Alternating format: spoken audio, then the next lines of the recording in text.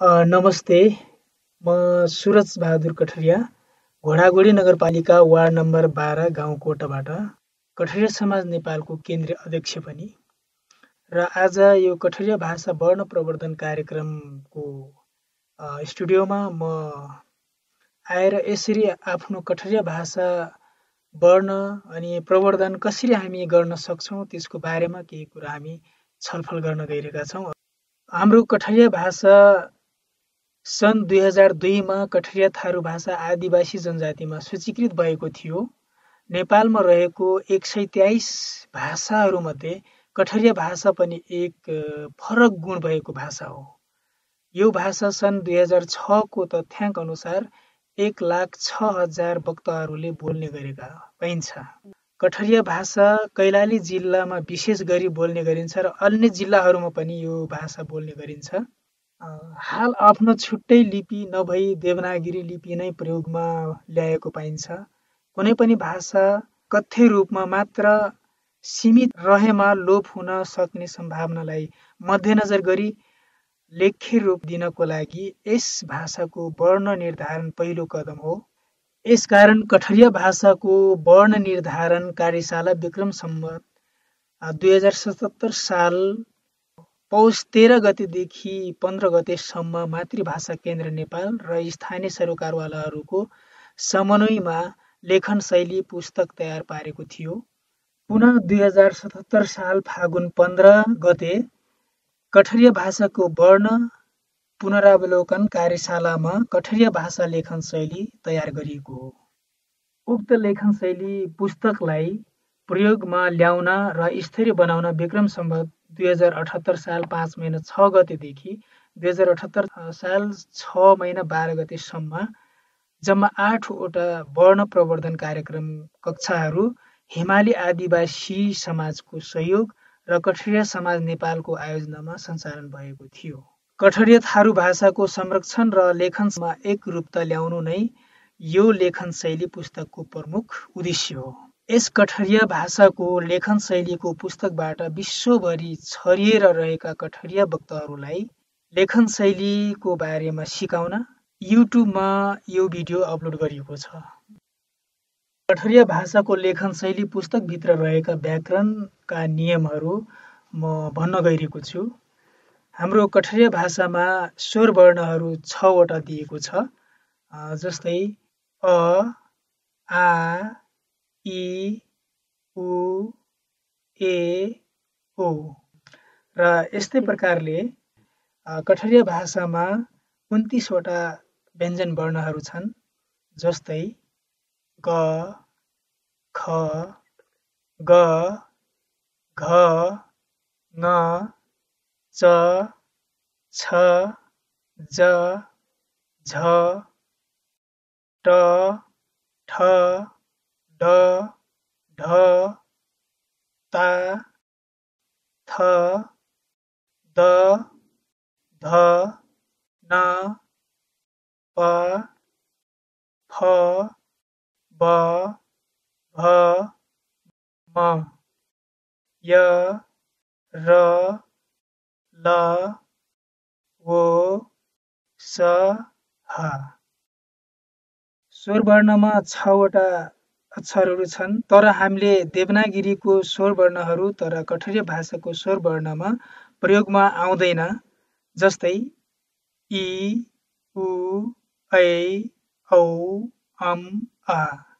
त्यसै गरी देवनागरीमा भएको यी व्यञ्जन वर्णहरू कठरियामा प्रयोग हुँदैन। जस्तै य, अण, स, पेट फारेको स, छे, त्र, ज्ञा। हाम्रो कठरिया भाषामा ईकारको प्रयोग यस प्रकारले गरिएको छ। कठरिया भाषाको उच्चारणमा आउने ईकार ध्वनिलाई जनाउने ह्रस्व ई चिह्नको प्रयोग गर्न प्रस्ताव गरिन्छ। जस्तै सथरी, लाही, तोरी, मछरी आदि। उकारको प्रयोग कठरिया भाषाको उच्चारणमा उकार ध्वनिलाई ह्रस्व उकार चिह्नको मात्र प्रयोग गरिन्छ। जस्तै बम्बु, पटुवा, सुवा, मुस्बा आदि। हलन्तको प्रयोग। कठरिया भाषामा आधा गरी लेख्न मिल्ने व्यञ्जनलाई आधा रूपमा र आधा गर्न नमिल्नेलाई हलन्त दिएर लेख्ने गरिन्छ। जस्तै पक्का, जङ्गडा, नङ्गडा आदि।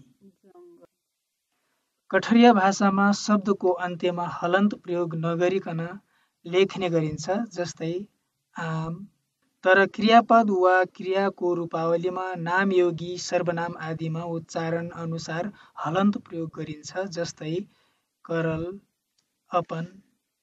व्यञ्जन वर्णहरूको जोडाइ वा संयुक्त अक्षर। कठरिया भाषामा 2 वा सोभन्दा बढी व्यञ्जनहरू सँगसँगै उच्चारण भएमा ती संयुक्त अक्षर हुने व्यञ्जनहरूलाई एकैसाथ तलमाथि नलेखी अघिपछि गरी लेख्ने प्रस्ताव गरिन्छ। जस्तै कट्ठा, गङ्गा। रको प्रयोग। कठरिया भाषाको लेखाइमा रको प्रयोग गर्दा रेफको सट्टा रको खुट्टा काटेर लेख्ने प्रस्ताव गरिएको छ। उदाहरण: प्रस्तावित शुद्ध, अमान्य अशुद्ध। अरक, अर्नी, ठोट्रालो। आगन्तुक शब्दहरूको लेखन शैली। कठरिया भाषामा अन्य भाषाहरूबाट सापटी लिई प्रचलनमा ल्याएका आगन्तुक शब्दहरूलाई कठरिया भाषाको वर्ण र उच्चारणका आधारमा लेख्ने प्रस्ताव गरिन्छ। जस्तै उदाहरण: कठरिया भाषाको हिज्जे, अन्य भाषाको हिज्जे। गणेश, गणेश। कृष्ण, कृष्ण। Computer, computer. श्री, श्री। चन्द्रबिन्दु र शिरबिन्दुको प्रयोग। कठरिया भाषामा अनुनासिक नाके स्वर उच्चारण हुने वर्ण र शब्दहरूलाई निम्न अनुसार लेख्ने प्रस्ताव गरियो। शब्दहरूका अकार, आकार र उकारमा चन्द्रबिन्दु, ईकार, एकार, ओकारमा शिरबिन्दुको प्रयोग गरी लेख्ने प्रस्ताव गरिन्छ। जस्तै चन्द्रबिन्दु, ऐठल, उङ्गरी, मान्द आदि। शिरबिन्दु जस्तै घोङ्घा, सोठ आदि। नाम वा सर्वनाम शब्दसँग आउने विभक्तिहरू। कठरिया भाषामा विभक्तिहरूलाई नाम वा सर्वनामसँग जोडेर लेख्ने प्रस्ताव गरिन्छ। जस्तै उदाहरणमा कठरिया शब्द नेपाली अर्थ: घर प्लस का, घरका। नेपालीमा घरको। घर प्लस लैके, घर लैके। नेपालीमा घरले। घर प्लस ओहके, घर ओहके। नेपालीमा घरलाई। क्रिया रूपावली। कठरिया भाषाका क्रियामूल शब्दहरूमा विभिन्न प्रकारका रूपावलीहरू जोडिन वा स्वाभाविकताका आधारमा अलग अलग आउन पनि सक्छन्। उदाहरण: जस्तै कठरिया भाषा, नेपाली भाषा। करना, गर्नु। नाइ करना, नगर्नु। कर्ता, गर्छ। करत है, गर्दैछ। निपात शब्दहरू। कठरिया भाषामा प्रयोग हुने निपात शब्दहरूलाई स्वाभाविकताको आधारमा अलग्गै वा जोडिकन लेख्ने गरिन्छ। जस्तै उदाहरणमा कठरिया शब्द, कठरिया उदाहरण, नेपाली उदाहरण। तौ, कहाँ गइल तौ। नेपालीमा कहाँ गयो त। ती, ऐसे करले ती बढिया होइत, यसो गरे पो राम्रो हुन्छ। संयुक्त नाम शब्दहरू। कठरिया भाषामा 2 वटा नाम शब्दहरू मिलेर संयुक्त नाम शब्दहरू बन्छन्। संयुक्त नाम शब्दहरूमा 2 वटा उस्तै वा अलग नाम शब्दहरू जोडिएर आउँछन्। ती अलग नाम शब्दहरूको आआफ्नै अर्थ रहे तापनि जोडिएर बन्ने संयुक्त नाम शब्दको भने छुट्टै अर्थ लाग्ने हुन्छ। यसरी बन्ने संयुक्त नाम शब्दहरूलाई निम्न अनुसार लेख्ने गरिन्छ। उदाहरण: कठरिया शब्द, नेपाली अर्थ: लौडा लौरिया, केटा केटी। डगरे डगर में, बाटो बाटोमा। घर घर में, घर घरमा। सहायक क्रियाहरू। कठरिया भाषामा 2 वटा क्रियाहरू सँगसँगै आउन सक्छन्, जसमा अघिल्लो क्रियाले मूल अर्थ दिन्छ भने पछिल्लो क्रिया सहायक क्रियाले अर्थलाई अझ स्पष्ट पार्न सहयोग गर्छ। कठरिया भाषामा यसरी आउने सहायक क्रियालाई अलग्गै लेख्ने गरिन्छ। उदाहरण कठरिया संयुक्त क्रिया नेपाली अर्थ करेक परी गर्नुपर्छ, कर डरमु गर्न सक्छु, कर दहमु गरिदिन्छु, करेक लगाइमु गर्न लगाउँछु।